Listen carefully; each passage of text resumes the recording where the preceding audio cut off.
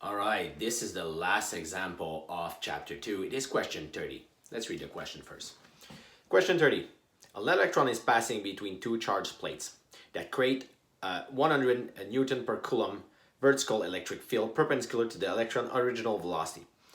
The initial speed of the electron is 3 multiplied by 10 to the power 6 meter per second. And the horizontal distance it travels in the uniform field is 4 centimeters.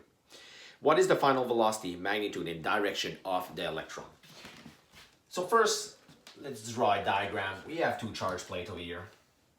We have an electron. It's moving between the two charged plates. We're told that the distance between the two charged plates is 0.04 meter.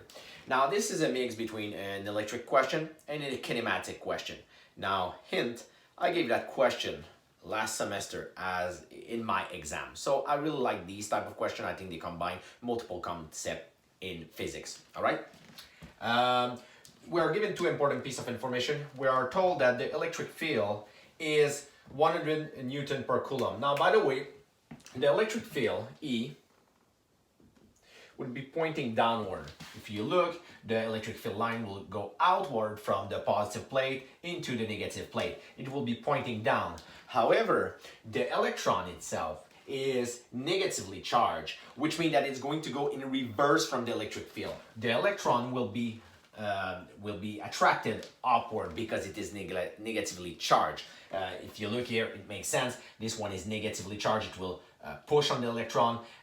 This one is positively charged. It will pull on the electron. All right, so that's an important distinction.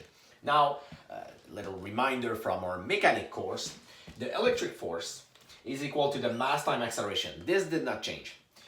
The force, the electric force, is also equal to the charge, in this case the electron charge, multiplied by the electric field.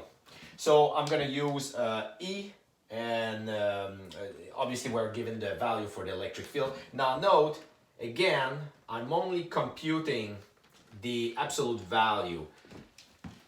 The absolute value for the force, I will, well, we already looked at the diagram to determine the direction of the acceleration in this case. Now, we need to find the acceleration, and note, I've written AY because the acceleration will be upward. So initially, it has a vertical velocity of 0. The electron is moving from left to right. It's not moving up and down. Obviously, after it went through the two plate, it will have accelerated upward and it will have a velocity upward. Also, another note, even though we could imagine that the force of gravity is still present here, you will see that the time it takes the electron to travel through the plate is really, really low. Therefore, even if we were to consider the force of gravity, it will be a tiny amount, a negligible amount. All right. So the acceleration in the y, we simply it's 100 the electric field multiplied by the electric charge of the electron, which is 1.6 multiplied by 10 power minus 19, divided by the mass of the electron. It's 9.11 multiplied by 10 power minus 31. And we get an acceleration of 1.756 multiplied by 10 power 13 meter per second square. This is exactly what I was saying. The gravitational acceleration of 9.8 is a very tiny amount compared to the acceleration due to the charge plate. All right. Now, in order to solve the last part of the problem, we need to know how long did this acceleration last. And basically, because we know the velocity in the x, we know the distance in the x, we can find the time spent in between the two plates.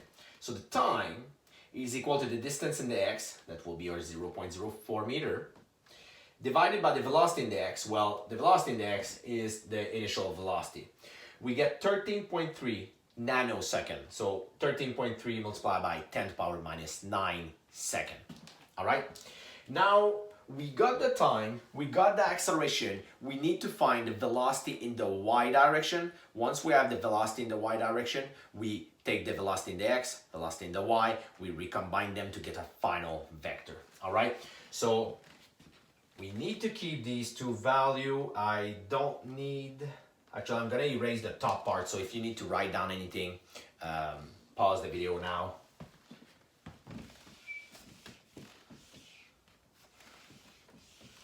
All right, so as a reminder from the mechanics section, the velocity in the y in this case is equal to the initial velocity, so I'm going to write it v0y, plus the acceleration in the y direction multiplied by the time. Now at the beginning, we know that the electron is only moving in the x direction. This term is 0, so it's equal to 0 plus the acceleration in the y.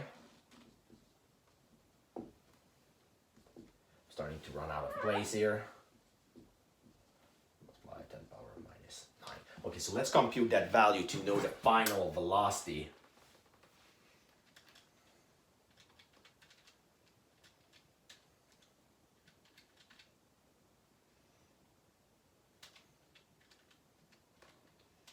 So I get a velocity in the y direction to be 2.33, multiplied by 10 power 5.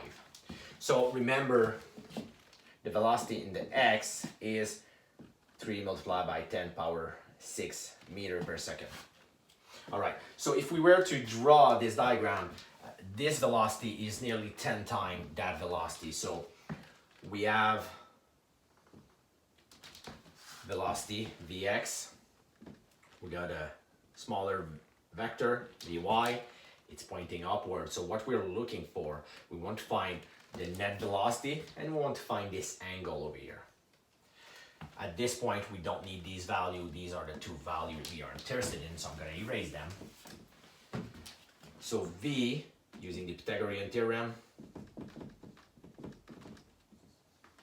let's just calculate that one.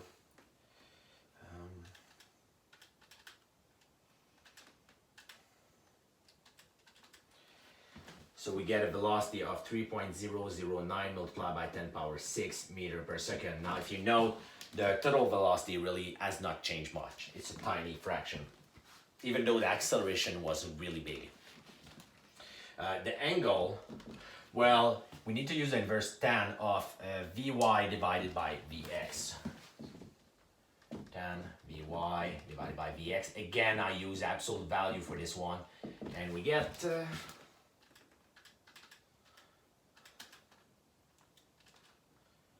an angle of 4.44 degree above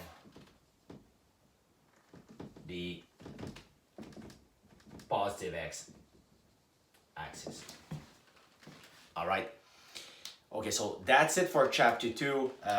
Like I mentioned at the beginning of the semester, there's some material that has been cut out, and that's all we need to know to be able to complete the future chapter. In the next chapter, we're going to consider an interesting concept in Gauss' law. So I will explain that in the next video. So see you there.